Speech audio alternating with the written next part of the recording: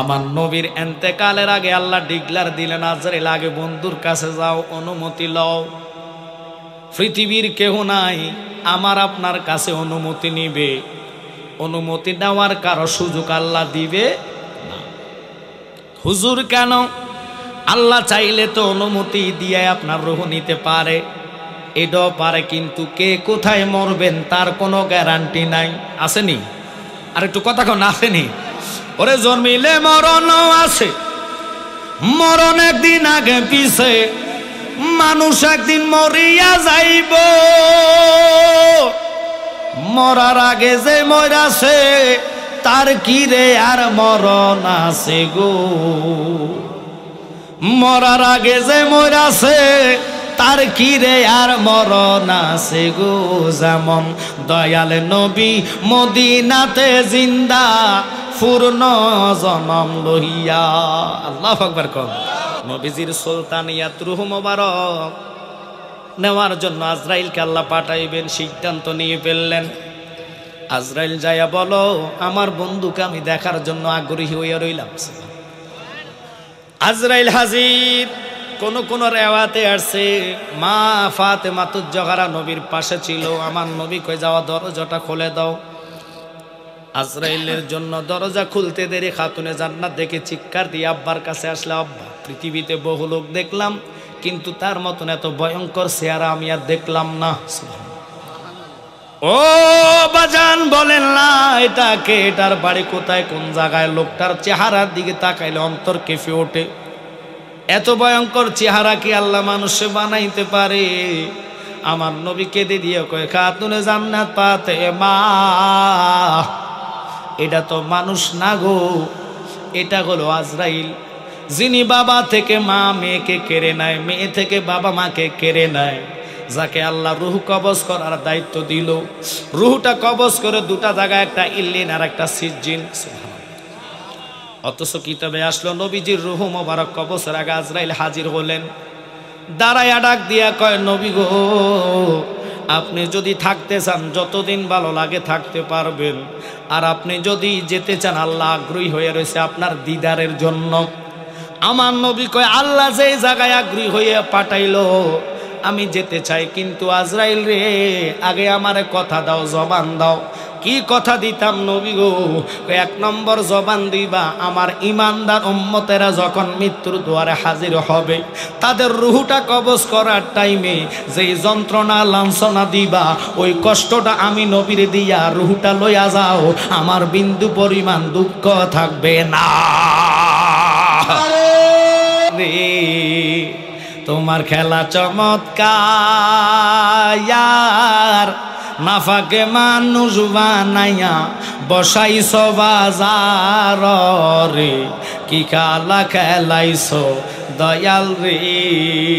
জোরে কর আল্লাহু আকবার।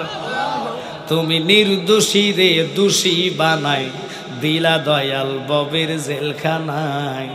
অপরাধ করিয়া কেহ গোরে সর্বদাই, নদীরে কুল ভাঙে ওই কুল গড়ে, এই তো নদীর খেলা। সকাল বেলার দনি রে তুই ফকির, সন্ধ্যা বেলা রে, কি খেলা খেলাইছো দয়াল রে। জোরে জোরে কোন আল্লাহু আকবার। এবার আপনারা বলেন তো, কেউ দুনিয়াতে থাকতে পারবেন না। সুলাইমান নবীর ইঞ্চি ইঞ্চি জায়গা আল্লাহ তারা বাদশাহিত্ব দিলেন। হঠাৎ করে গোসলখানা যায় অহংকার ভিতরে আসলেন, কল্লা আমি যা কই তা তো হয়, কয় তাই নাকি? কহ এটা করলে এটা হয়, ওটা করলে ওটা হয়, সমস্ত জিন আমার পক্ষে আছে, রাত করলে রাত হইয়া যায়। এবার আংটিটা খুলে নদীর মধ্যে গোসল করতে নামলেন। নদীর ঢেউর সাথে বড় মাছে আংটিটা গিলে খেয়ে ফেলেছে। এবার উনি হয়ে গেছে জাগার মধ্যে ফকির।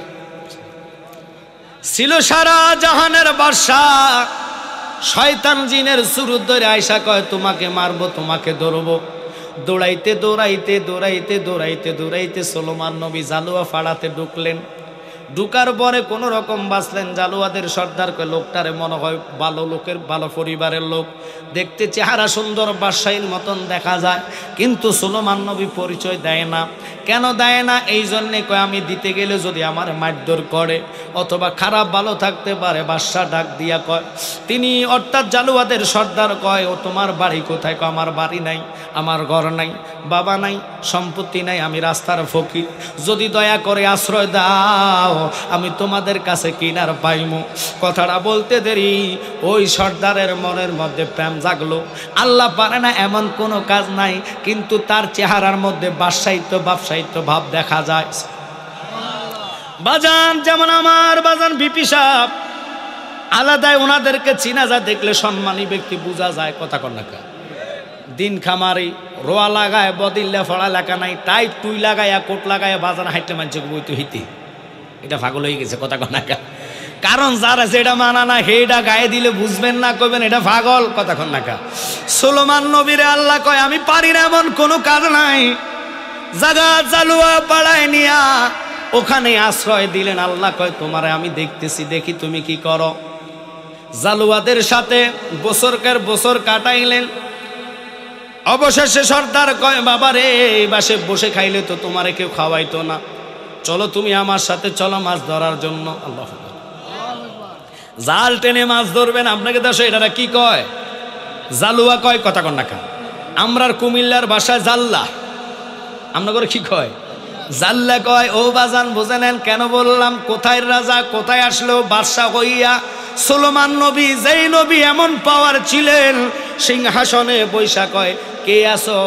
রানী বিলকিসের তুমি সিংহাসনটা। চোখের পাত্তি মারার আগে কয় নাই কোথায় রানী বিলকিস আছে দেখো। আব্বা লক্ষ্য করবেন এপ্রিল নামে জিলটা দাঁড়াইয়া কয় হুজুর আমাকে অনুমতি দেন, আমি দেখি কই আছে। 900 কিলোমিটার দূর ওনার বাড়ি, উনি দেখতেছে বেশি দূরে না, অল্প কাছে। কথাটা ওই দিকে নিতাম না। ওই সুলেমান নবীর বহু ঘটনা আছে। যিনি একটা তক্তার মধ্যে উঠতেন, তক্তাটা ছিল 82 মণ, সেকেন্ডে যাইতেন 2,88,00,000 মাইল দ্রুত। আল্লাহু আকবার কর। এটাকে সাতার পিনের বাদশা বলা হয়। পুরা মাছের খাজনা লওয়ার জন্য নদীর মধ্যে ঘুরতেছে। 3 দিন টানা ঘোরার পরে তক্তা একটা ডাক দিয়া কয় সুলাইমান, আমার যদি জিরানের ব্যবস্থাটা না কইরা দেন, এখন আমি সাগরে পড়া তোমার সহ মারিমু, আমিও মরমু। সুলেমান নবী ডাক দিয়া কয় খোদা রে, আমি তোমার শুকরিয়া টান 2 রাকাত নফল নামাজ পড়বো যদি আমারে এবং তক্তাটারে জিরানের ব্যবস্থা কইরা দাও। আল্লাহু আকবার কম। তুমি বাসাইতে পারো, ডুবাইলে কি নার দাও কারো। বাসাইতে পারো, ডুবাইলে কি নার দাও কারো।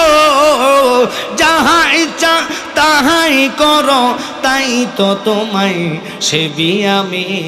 এলাহিয়াল মিন গোয়াল্লাহ বাদশাহ আলম ফানা তুমি। চিৎকার দিয়া কোন আল্লাহু আকবার। হঠাৎ করে দেখতেছে একটা মাছ বাসা দিছে। আল্লাহু আকবার কোন। মাছটা দেখে সুলেমান নবী কয় তক্তা নাম। মাছের উপরে পড়ছে, আমার রবে ফাটাইছে, এটা রবের খেলা। তক্তাটা বৈশা জিরেছে, 82 মণ ওজনের তক্তা। মাছটা কত বড়! আল্লাহু আকবার কোন। এটা জিরাইতেছে 3 ঘন্টার মতন। জিরানোর পরে ওই তক্তা তো জিরে নিয়েছি নি, হুজুর হয়েছে তো কত উড়াল দে করিস রিস উড়াল ফরা দেশ। তোর মতন ওজুনি তক্তারে যে মাছটা লইছে, আমি জিগাই এই মাছটা কি মাছ, এটা কি নদীর কাছাতে আছে না মাঝখানে আছে? রে মাছ, মাছের বাসা সুলেমান নবী বুঝতেন, খাজনা নিতেন মাছ থেকে। আল্লাহ এত পাওয়ার দিছে। ওই সুলেমান নবী কো মাছ রে, তুই আমার 82 মণ ওজনের তক্তাটা কান্দে নিলি, তোর নামটা কিটা? মাছে কয় হুজুর আপনি ভালো আছেন, জান আমার নাম শুনলে আপনার গিন্না যাইব, শরম পাইবেন। সুবহানাল্লাহ। মাছ কি কইলি শরম কেন লাগবো? বল তোর নামটা কি? আমি বলছি না আমার নাম শুনলে আপনার লজ্জা পাইবেন, দরকার নাই নাম জানার, যেমনি আছেন এমনি চলে যান। আমি খোদার হুকুম পাইয়া আমি বাসা দিয়েছি। জিরানের দরকার, আপনি বাচ্চেন, আপনার তক্তা বাচ্চে, এতটুকু চলবো, আপনি চলে যান। সুলেমান নবী কই যাইতাম না যতক্ষণ আমি তোমার নামটা না জানব। এবার মাঝে একটা ডাক দিয়া কয় সুলেমান, কি বলবো আমার নামের কথা? আমি সাগরের মাঝখানে যাই না, বড় মাছ আমারে গিল্লা খাইয়া লাগবে। সুবহানাল্লাহ কইতেন না? খোদার দুনিয়াটা কত বড়, নিজের কোনো খবর নাই রে বাবা। মাছটা 82 মণ ওজনের তক্তা কান্দে লইল। ওই মাছ কয় হুজুর আমি পাড়ে যাই না, কিনারে থাকি, মাঝখানে যাই না, বড় মাছ আমারে গিলে খেয়ে ফেলবে। এই কথাটা শুনে সুলেমান নবী কার কস কি রে, আর তুই কি মাছ রে? আল্লাহ পাক না হুজুর আমার নাম শুনলে আপনার শরম লাগবো, ঘৃণা আসবে। কয় ঘৃণাইতাম না, একটু আমার নামটা বল। কয় আমার নামটা হলো দারকিলা মাছ। আচ্ছা আপনাকে দেশে দারকিলা চিনেননি? এটি কাছে থানা, মাঝখানে যায়, নদীর কাছে, পুকুরের কাছে থানা, দূরে থাকে কাছায়। ওই দারকিলা মাছের কথা শুনলা সুলেমান নবী কয় খোদা রে, আমি তোমার যত রকমের মাছ আছে সব ডিরে দাওয়াত দিয়া খাওয়াইমু। আল্লাহকে দূরে বেটা পাগল সুত্তাই, এইটারে ফাইতি না তুই, আর কাজ সব ডিরে দাওয়াত দিবি। কনা আল্লাহ আমি খাওয়াইমু। সুবহানাল্লাহ। ক ফাইতি না, কনা আমি খাওয়াইমু, কনা ফাইতি না, কনা আমি খাওয়াইমু। কত অক্র করো না। কয় যা তোর সুযোগ দিলাম, আজ থেকে 6 মাস লাগায় ফাঁকা। কয় মাস ফাঁকাই তো? 6 মাসের হুকুম শুইনা সুলেমান নবী জিনের সর্দারে ডাক দিয়ে সমস্ত ডেক হাজির করাইলেন। মানুষ দিয়ে ফাঁকায় নাই, জিন দিয়ে ফাঁকাইছে। আচ্ছা জিনের ফাঁকা আর মানুষের ফাঁকা কি একনি? মানুষ যদি 10 বছর লাগায় ফাঁকায়, জিনে একদিনে ফাঁকাইবে। মো কথা কর না কা? ওই জিনেরও কইছে 6 মাস লাগায় ফাঁকাই। তো 6 মাস লাগায় ফাঁকানের পরে সুলেমান নবী হাত তোলা দিয়ে কয় আল্লাহ আমার ফাঁক শেষ, তুমি এবার মেহমান পাঠাও। আল্লাহকে ধৈর্য ধর, আমি আগে ছোট্টটারে ফাটাই এলি, এরপরে হেডিরে ফাটাবো। আল্লাহ কও কি তা কহ, এটা এত ছোট মাছ নদীর কাছে যায় হা করতে দেরি। 6 মাসের খানা লাড়কি মাড়কি ডাক সুদ্ধা সব ঢুকিয়া গেছে ভ্যাটের ভিতরি। সুবহানাল্লাহ কন্যা। হায় হায়, আল্লাহ কেমন খোদা। ওরে কখনো তোমাকে যদি ভুলি, হেদায়েতের আলো জেলে নিও কাছে তুলি, ঠাই দিও ও গো প্রভু, ঠাই দিও ও গো প্রভু, তুমি দয়াবান, তুমি রহমান, তুমি মেহেরবান।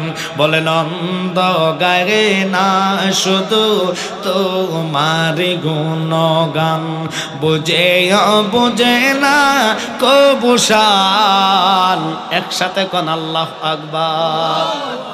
দেখেন কেমন খেলা বাবা। সুলেমান নবী আল্লাহ রে মাসুরোডারে ভাড়াইয়া 6 মাসের খানা একদিনে গিল্লা নিলা। 1 সেকেন্ড লাগে না, গিলেছে, হা করার সাথে ঢুকে গেছে। আর বর্ডারে ফাটাইলে দুনিয়াটা খাইতে সেকেন্ড লাগতো না। আল্লাহু আকবার কর। তিনি আমার রব, যার সাথে কারো তুলনা নাই। আমাদের দেশের নেটে কথাটা ছাড়বা, আহলে হাদিসের রাজ্জাক বিন ইউসুফের সন্তান, তার নামটা আমার জানা নাই। সে কয় যারা শিক্ষিত তারা নাকি আল্লাহ সমান ইজ্জত পাইব। বাংলাদেশের কোন আলেমদের প্রতিবাদ না, আলাউদ্দিন জিহাদি ভাই কথাটার প্রতিবাদ করছে, আমার খুব ভালো লাগছে।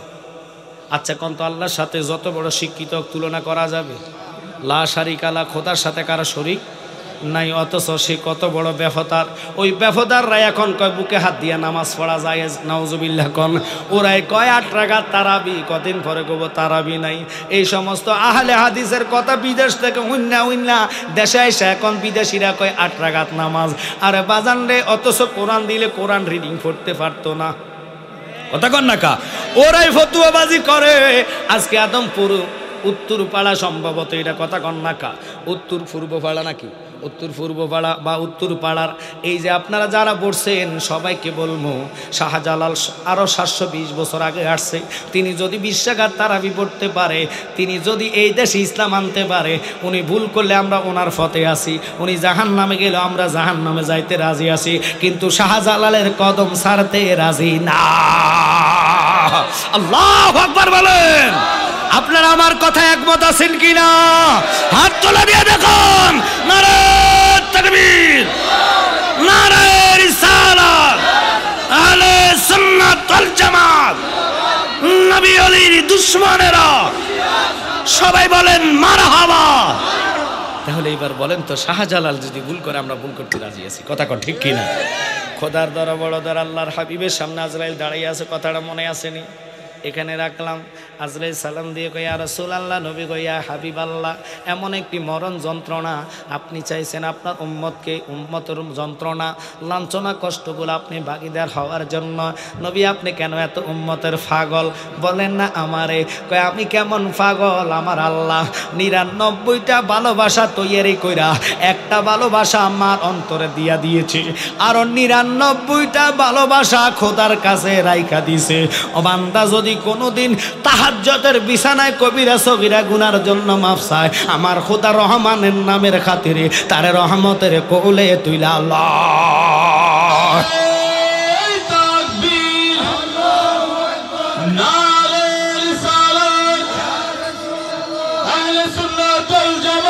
জিন্দাবাদ জিন্দাবাদ।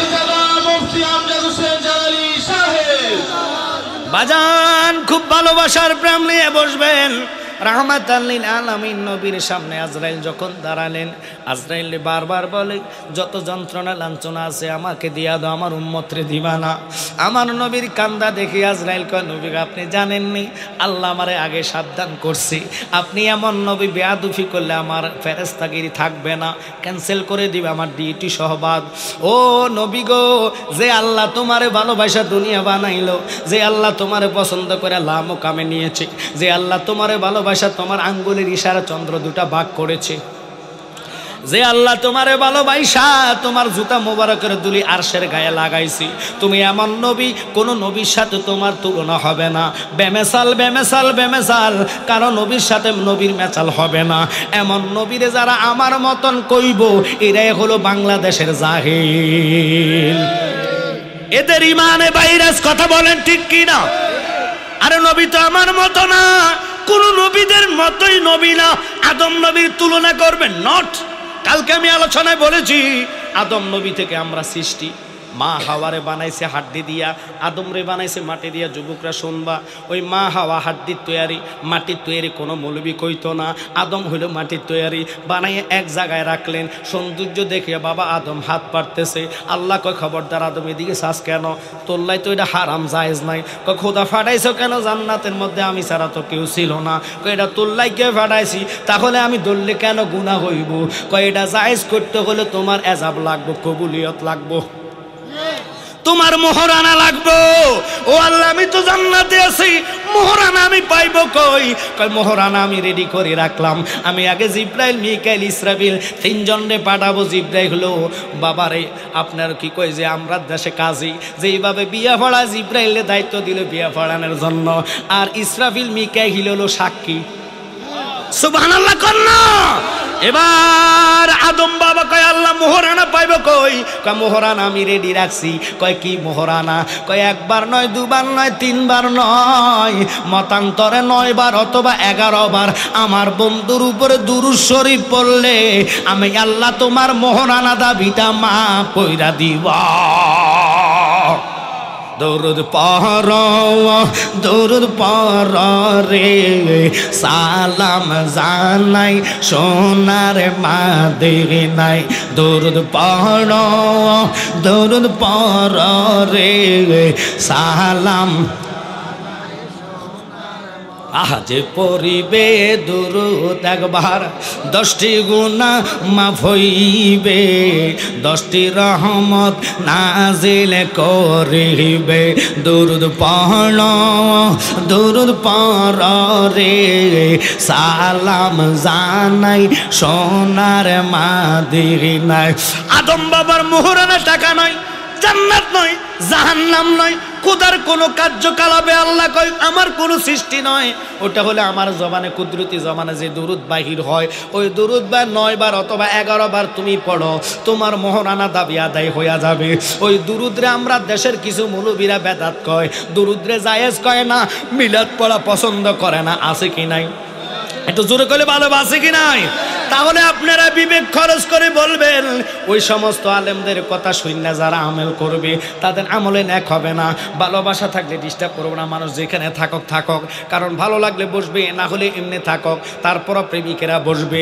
যারা আদব আউলিয়া, আদফে আউলিয়া, বিয়াদফে শয়তান, যাদের কলিজা নবীর প্রেম থাকবে তাদেরকে ডাকা লাগবে না, তাদের ঈমান আকীদার কারণে প্রেমে তাদেরকে জান্নাতে বসাবে। কথাটা সত্য না মিথ্যা?